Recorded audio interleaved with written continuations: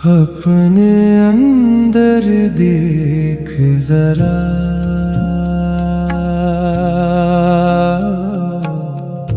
मैं हमेशा से यही था।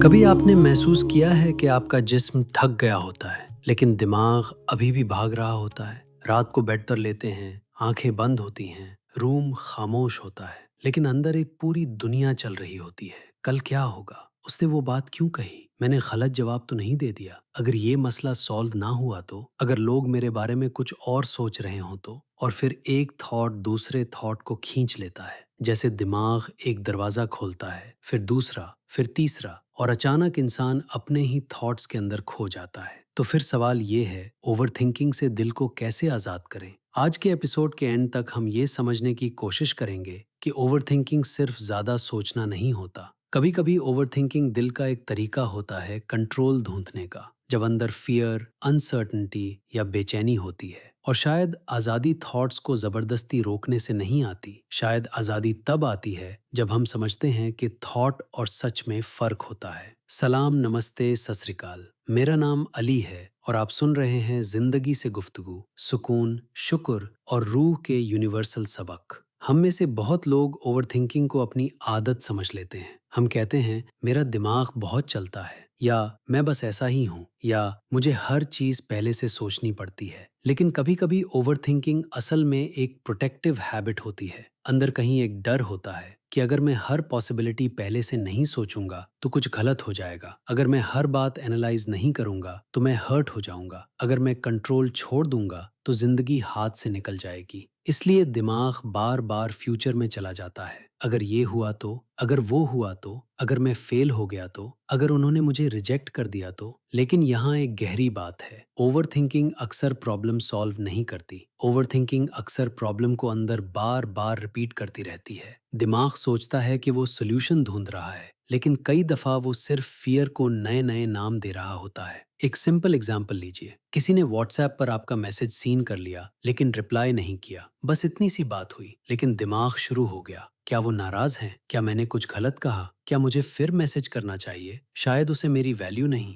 शायद मैं ही ज्यादा सोच रहा हूँ। लेकिन अगर मैं ज्यादा सोच रहा हूँ तो फिर मुझे इतना बुरा क्यों लग रहा है? देखा, एक मैसेज का रिप्लाई नहीं आया और अंदर एक पूरी कहानी बन गई। यही ओवरथिंकिंग का पैटर्न है। वो हमें प्रेजेंट मोमेंट से निकाल कर इमेजिन स्टोरीज में ले जाती हैं, और हर इमेजिन स्टोरी सच नहीं होती। ये पहला इंसाइट है, हर थॉट सच नहीं होता। थॉट सिर्फ थॉट होता है। वो एक पॉसिबिलिटी हो सकता है, वो एक डर हो सकता है, वो एक पुरानी मेमोरी हो सकती है, वो एक हैबिट हो सकती है, लेकिन हर थॉट हकीकत नहीं होता। जब इंसान ये समझने लगता है तो वो अपने थॉट्स का गुलाम नहीं रहता। फिर जब थॉट आए सब कुछ खराब हो जाएगा तो इंसान रुक कर पूछ सकता है, क्या ये सच है या मेरा फियर बोल रहा है? जब थॉट आए वो मुझे इग्नोर कर रहा है तो इंसान पूछ सकता है, क्या मेरे पास प्रूफ है या मैं पुरानी फीलिंग से रिएक्ट कर रहा हूँ? जब थॉट आए, मैं इनफ नहीं हूँ, तो इंसान पूछ सकता है, ये आवाज किसकी है, मेरी रूह की या किसी पुराने जख्म की?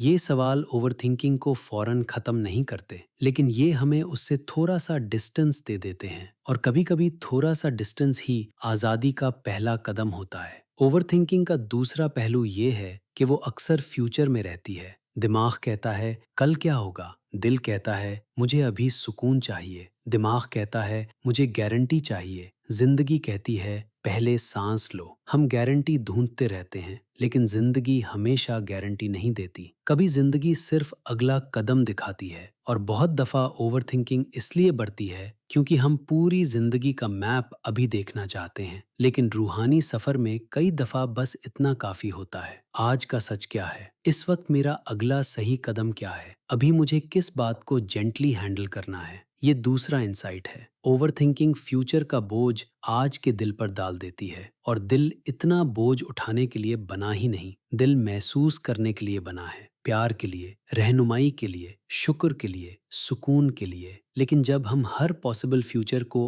आज ही सॉल्व करना चाहते हैं तो दिल थक जाता है। इसलिए कभी कभी ओवरथिंकिंग का जवाब और ज्यादा थिंकिंग नहीं होता। कभी जवाब होता है रुकना, सांस लेना, जिस्म में वापस आना, खामोशी में अपने आप से पूछना, मुझे इस वक्त क्या जरूरत है?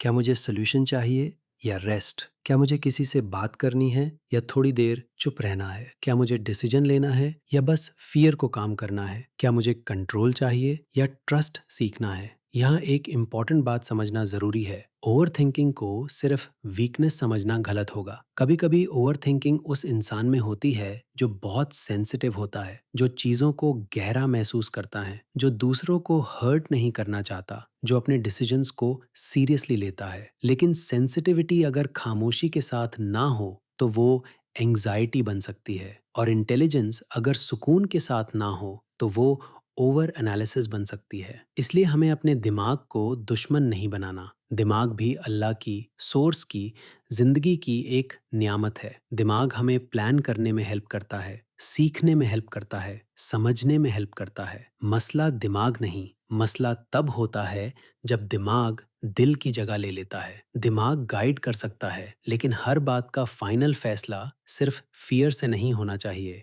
दिल भी सुनना पड़ता है, जिस्म भी सुनना पड़ता है, सांस भी सुननी पड़ती है, खामोशी भी सुननी पड़ती है। क्योंकि कभी कभी जो बात दिमाग को स्केरी लगती है वो रूह के लिए जरूरी होती है, और कभी जो बात दिमाग को सेफ लगती है वो दिल को बंद कर देती है। इसलिए ओवर थिंकिंग से आज़ादी का मतलब ये नहीं कि आप सोचना बंद कर दें। आज़ादी का मतलब है सोच को उसकी जगह देना, लेकिन उसे अपनी पूरी जिंदगी का मालिक ना बनाना। थॉट आए लेकिन आप उसे ऑब्जर्व कर सके। फियर आए लेकिन आप उसे फाइनल ट्रूथ ना बना दे। कंफ्यूजन आए लेकिन आप सांस के जरिए वापस अपने सेंटर में आ सकें। इस हफ्ते के लिए एक सिंपल प्रैक्टिस है। जब भी ओवर थिंकिंग शुरू हो, पेपर पर 3 कॉलम्स बना लीजिए। पहला कॉलम, मेरा थॉट क्या कह रहा है। दूसरा कॉलम, इस थॉट के नीचे का फियर क्या है। तीसरा कॉलम, इस वक्त मेरा अगला जेंटल कदम क्या है। एग्जाम्पल, थॉट, सब कुछ खराब हो जाएगा। फियर, मुझे कंट्रोल खोने का डर है।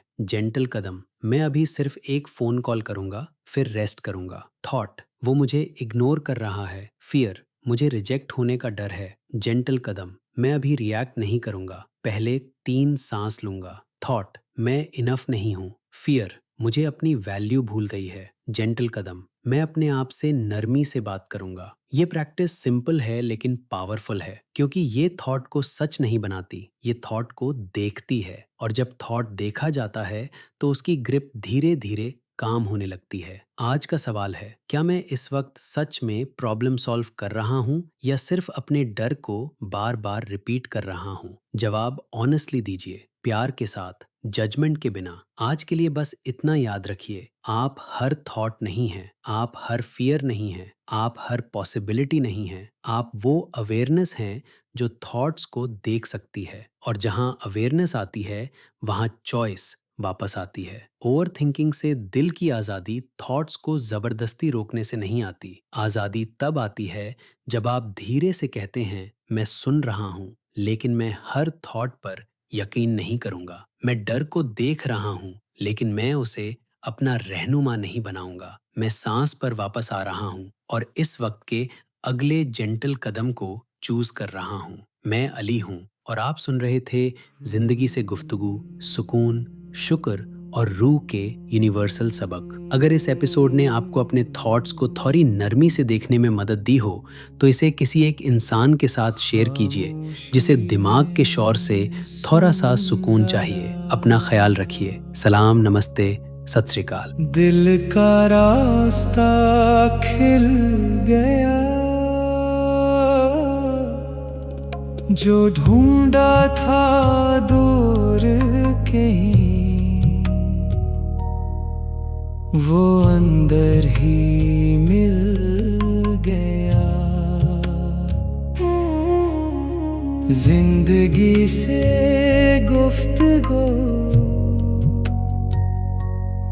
अब दिल में चलती रहे।